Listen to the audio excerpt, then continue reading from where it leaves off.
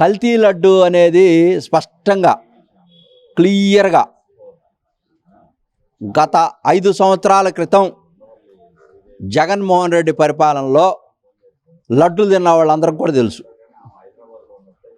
భక్తుల యొక్క మనోభావాలు దెబ్బతిన్నాయి. నేను కూడా తిన్నా.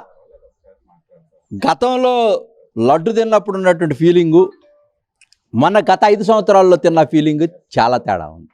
ఊరిని పాసిపోయి తిరుపతి కొండ దిగంగానే పాసిపోయి ఇప్పుడు లడ్డులు చూడమనండి.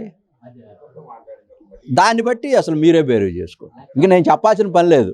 Only they witness of Chandrababu Naidu పరిపాలనలో లడ్డు ఎట్లుంది, గత 5 సంవత్సరాలు జగన్మోహన్ రెడ్డి హ్యాబిచువల్ క్రిమినల్స్ ప్రభుత్వ పాలనలో లడ్డు ఎట్టుంది. వాళ్ళు సోషల్ మీడియాలో 200 కోట్ల రూపాయలు పెట్టి హల్చల్ చేసుకుంటున్నారు బ్లూ సోషల్ మీడియాలో. అసలు కల్తీ జరగలేదని. కల్తీ జరగలేనప్పుడు ఆ లడ్డు అట్టెందుకు ఉంది, ఈ లడ్డు ఎట్టెందుకు ఉంది, దాన్ని తేల్చమనండి. మేము వేసిన సిట్టు తేల్చింది కదా. ఎవరో వైవి సుబ్బారెడ్డి పిఏ, ఎవరో అయ్యప్ప అయ్యన్నో, ఇతను నార్త్లో ఉన్నటువంటి ఆ యొక్క చీప్గా దొరికేటువంటి నెయ్యి, కల్తీ చేసినటువంటి నెయ్యి కొన్ని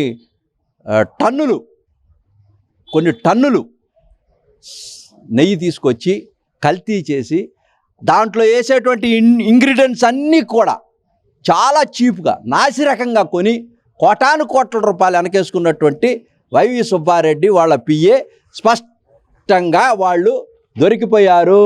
దొంగలు. కల్తీ జరిగింది 100%. భక్తుల యొక్క మనోభావాలు దెబ్బతిన్నాయి.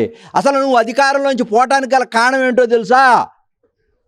వెంకటేశ్వర స్వామి యొక్క ఆగ్రహం, భక్తుల యొక్క మనోభావాలు దెబ్బతిన్నాయి కాబట్టే నీకు శాపం.